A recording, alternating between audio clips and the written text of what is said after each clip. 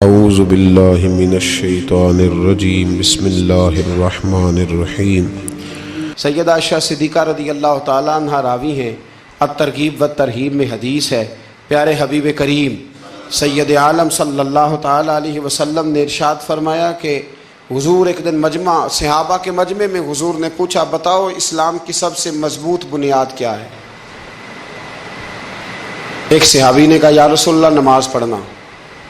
5 وقت لوگ جمع ہوتے ہیں، ایک دوسرے کا حال احوال پوچھتے ہیں، معاملات ہوتے ہیں۔ یا رسول اللہ صلی اللہ تعالیٰ علیہ وسلم، مضبوط بنیاد ہے اسلام کی نماز پڑھنا، 5 وقت جمع ہونا۔ حضور نے فرمایا، بات تمہاری ٹھیک ہے، پر تم میری مراد کو نہیں پہنچے۔ عرض کی، حضور حج کرنا، مختلف رنگ، مختلف نسلیں، مختلف قبیلے، مختلف بولیاں، لیکن جب حج کرنے پہنچے تو لباس بھی ایک ہی ہو گیا، گفتگو بھی ایک ہی، لبیک اللہم لبیک لبیک لا شریک لک لبیک ان الحمد والنعمت لک والملک لا شریک لک لبیک۔ ایک ہی صف میں کھڑے ہو گئے محمود و یاز، نہ کوئی بندہ رہا نہ کوئی بندہ نواز۔ نبی رحمت سید عالم صلی اللہ علیہ وسلم سے عرض کی، حضور یہ حج جو ہے نا، اس میں بڑی یکسانیت ہوتی ہے، ہر رنگ ہر نسل کا آدمی ایک تسبیح کے دانے کی طرح ایک جگہ پہ پرو دیا جاتا ہے، تو لگتا ہے یہ اسلام کی مضبوط بنیاد ہے۔ محبوب فرمانے لگے، بات تمہاری ٹھیک ہے، پر تم میری مراد کو نہیں پہنچے۔ عرض کی، حضور پھر زکوٰۃ، صدقات، خیرات اسلام کی مضبوط بنیاد ہے۔ کیوں؟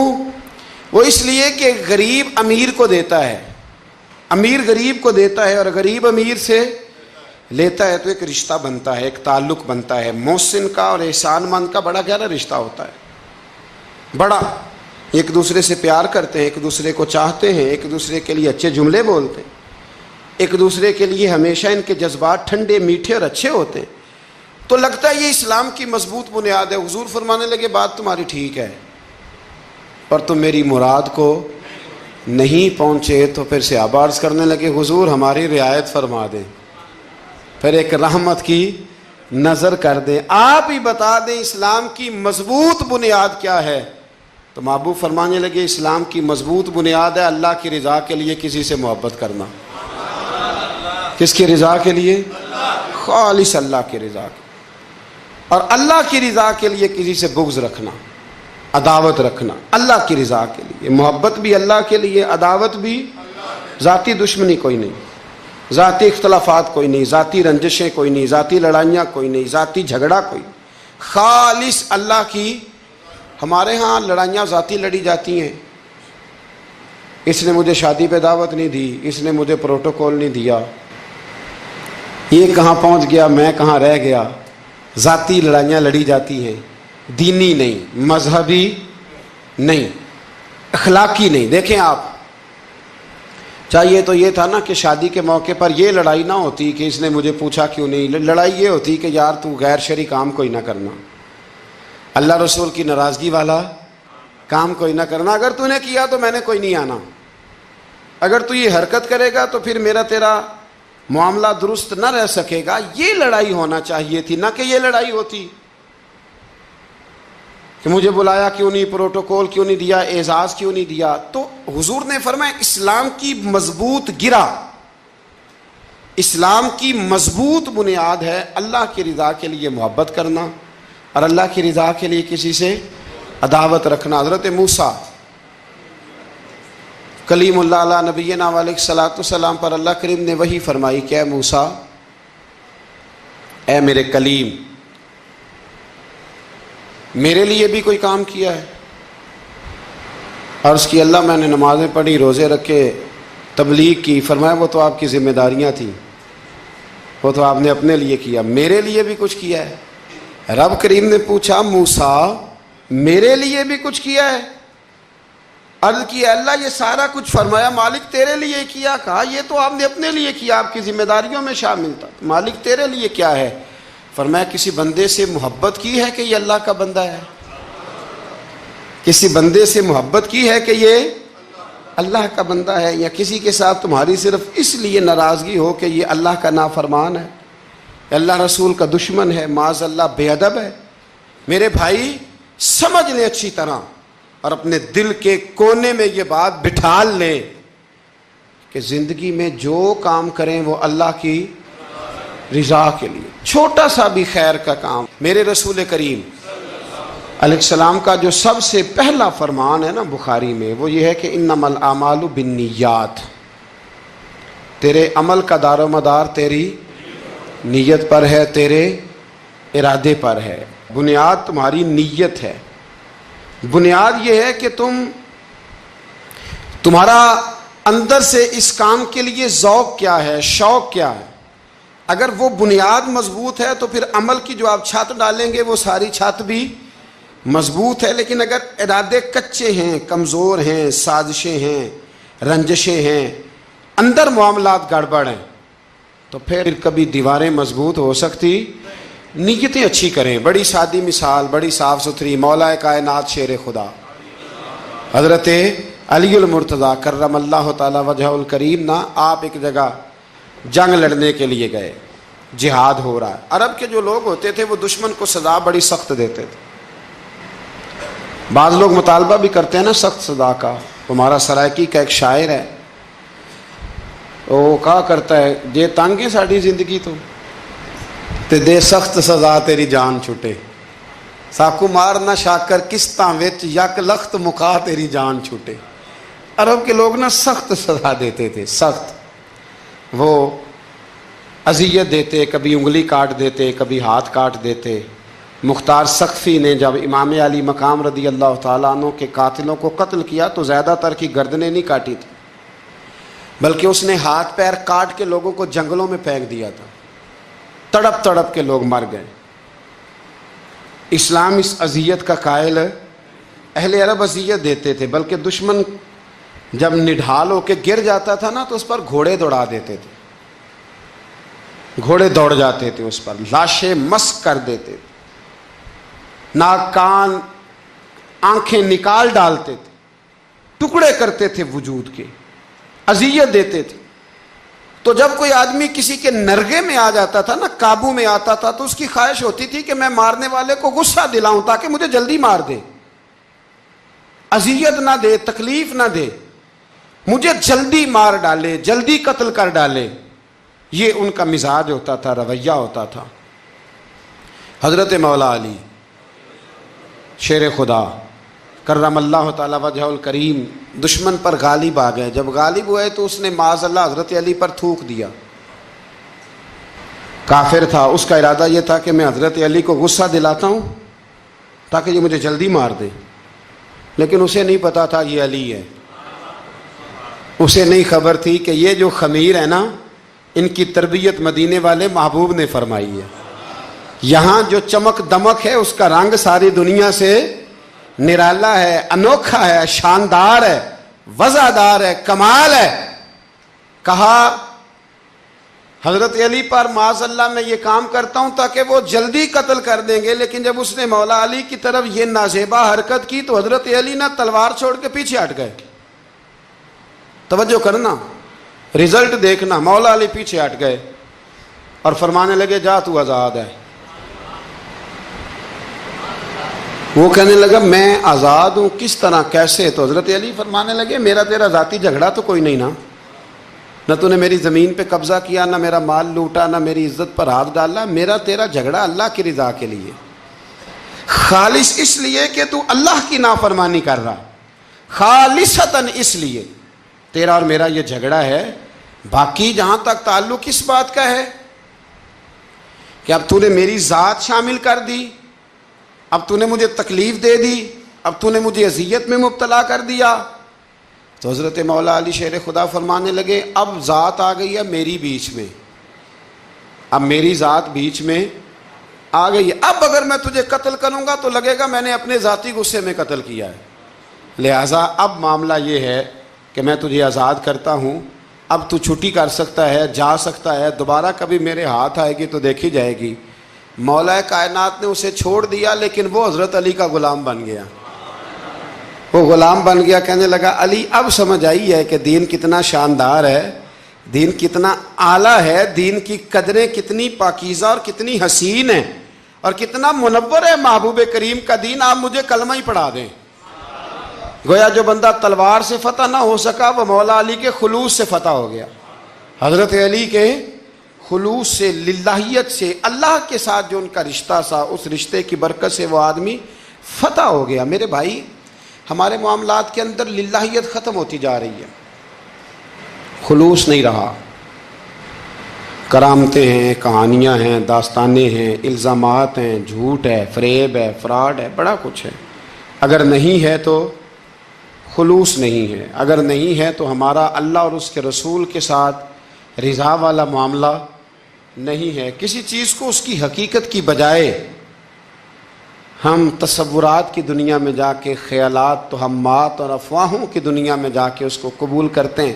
یاد رکھو، جن لوگوں کی زندگیاں اللہ کی رضا کے لیے تھیں وہ لوگ بڑے اچھے تھے، بڑے خوش بخت تھے، بڑے خوش نصیب تھے۔ انہیں بدر کے میدان میں گردنیں کٹانے میں بھی بڑا ہی مزہ آیا تھا۔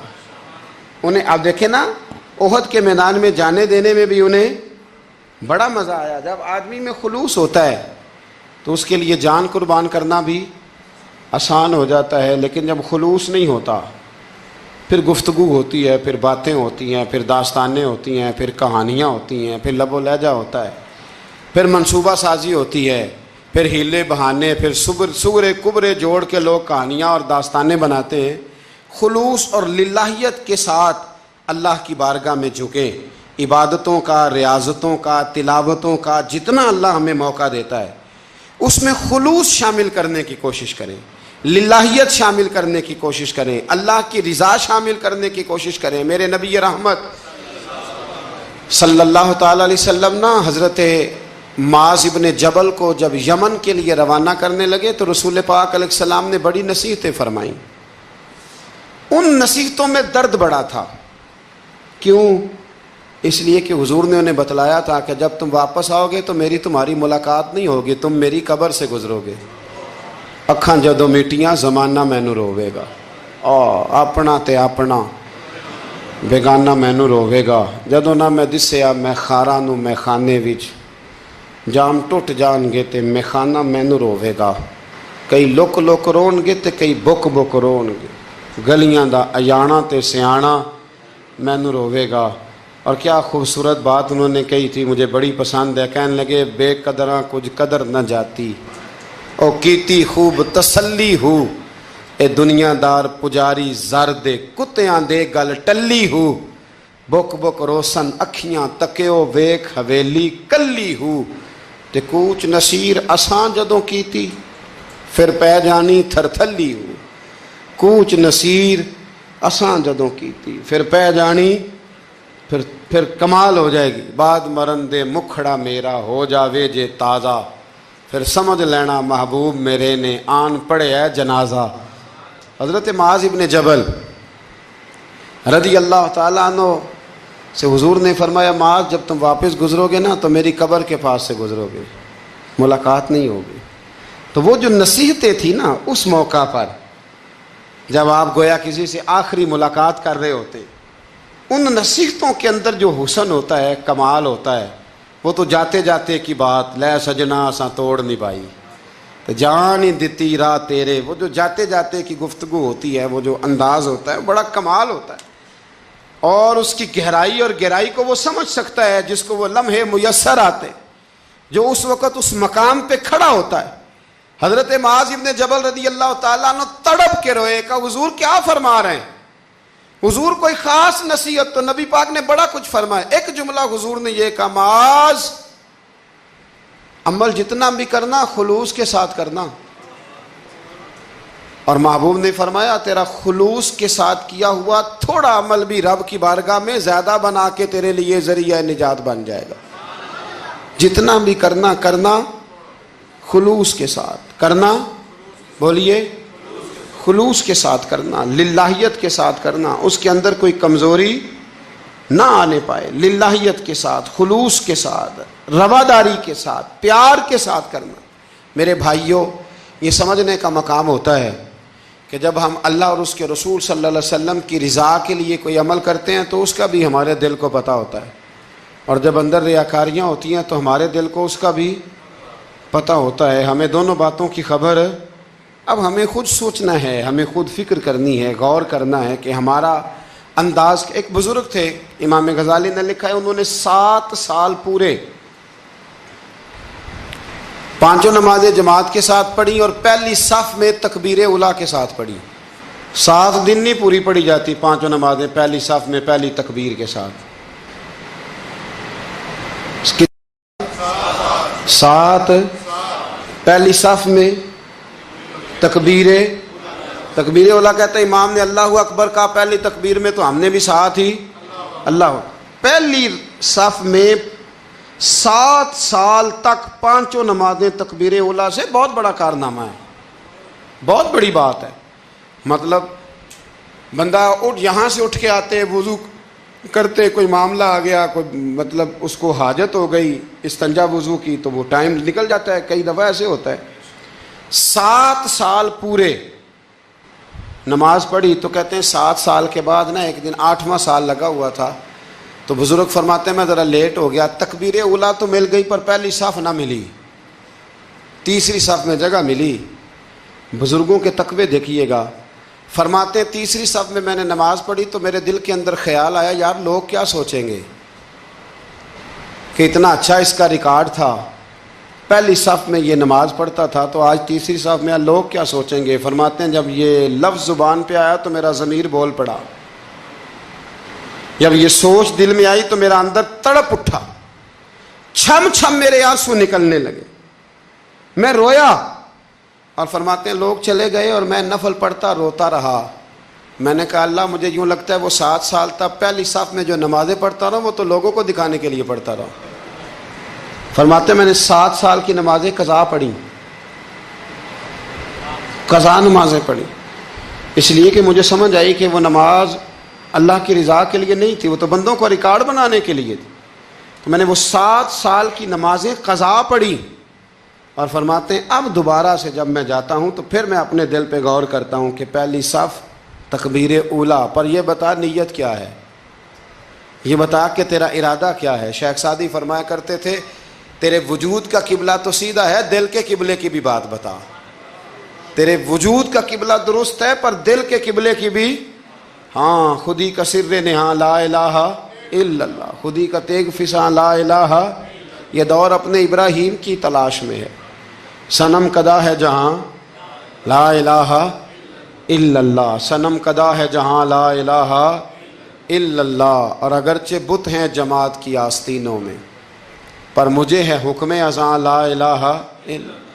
تو یہ جو ہمارا مزاج ہے نا لوگوں کو دکھانے کا، بتانے کا، سنانے کا، شیخ ابو العباس مرسی فرماتے کہ مجھے کئی دفعہ محبوب کریم علیہ السلام کا دیدار نصیب ہوا، میرا اور حضور کا معاملہ تھا، پھر میں نے لوگوں کو بتانا شروع کر دیا۔ فرماتے ہیں پھر انہوں نے آنا چھوڑ دیا، اس لیے کہ کچھ باتیں ایسی ہوتی ہیں جو بتانے کی نہیں ہوتی، لیکن کچھ بندوں کو بشارتیں ہوتی بڑی ہیں، وہ ان بیچاروں کو بد ہضمی ہو جاتی، وہ بتائیں نا جب تک 20 لوگوں کو تب تک ان کی وہ بد ہضمی ختم ہے۔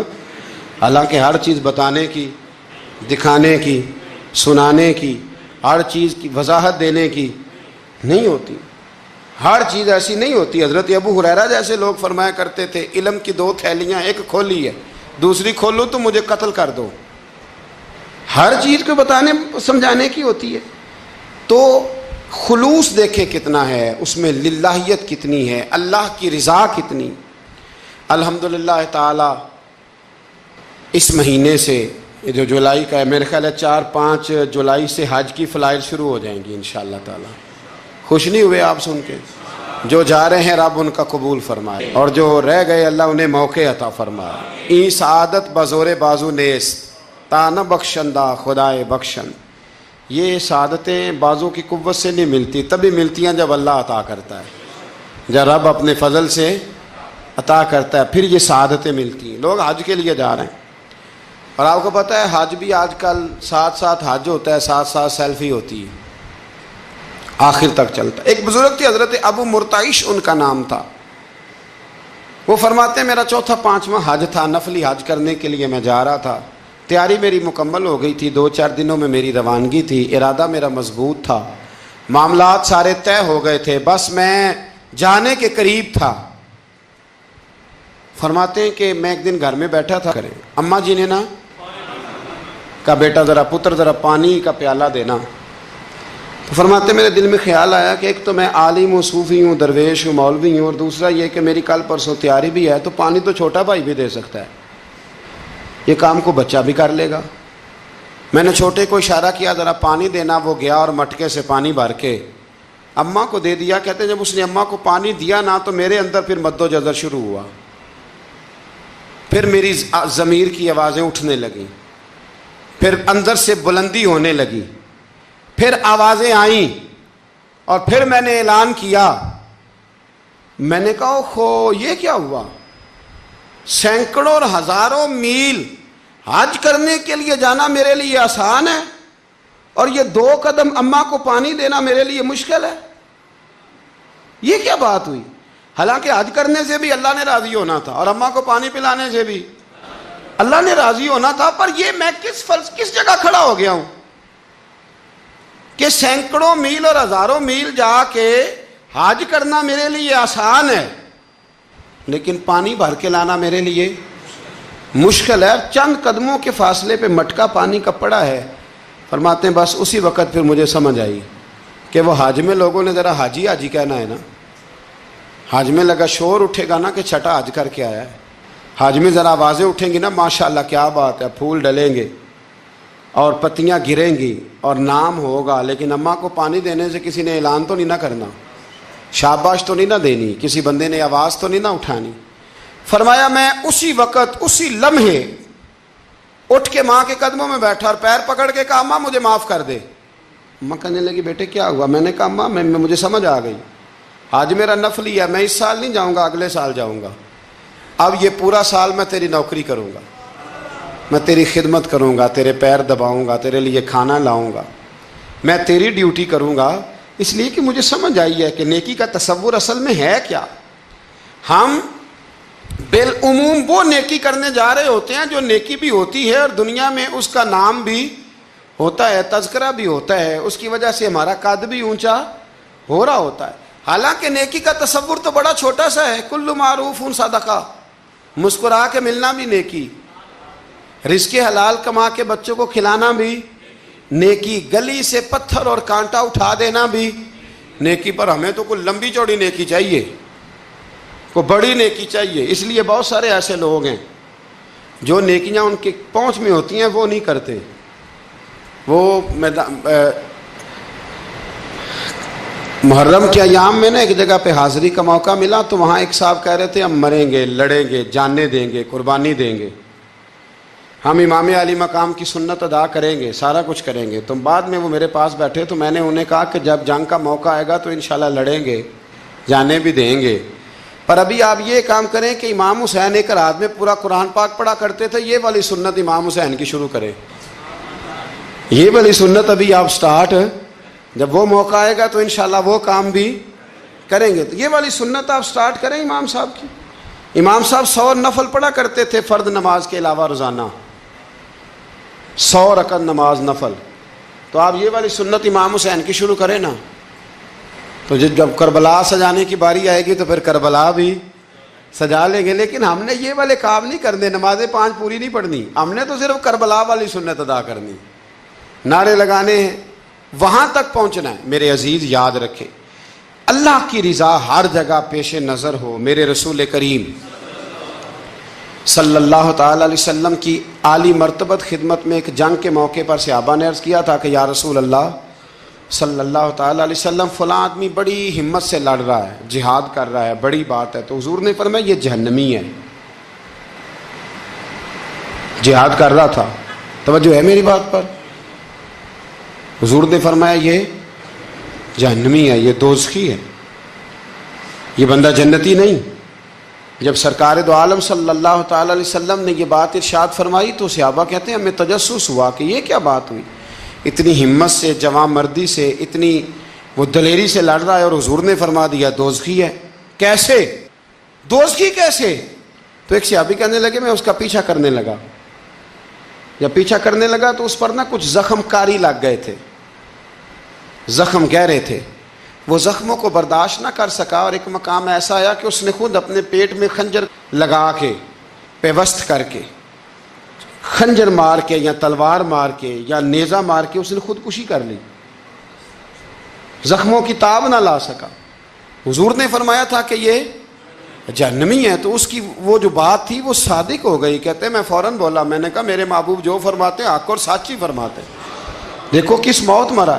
اب اس پر مفسرین نے لکھا ہے کہ وہ بندہ جو گھر سے نکلا تھا نا، تو وہ دین کے لیے لڑنے نہیں نکلا تھا، وہ قومیت کے لیے لڑنے آیا تھا کہ میرا سارا قبیلہ گیا ہے تو مجھے بھی جانا چاہیے، ہماری قوم سے فلانی قوم ٹکرائی ہے تو لہذا ہمیں.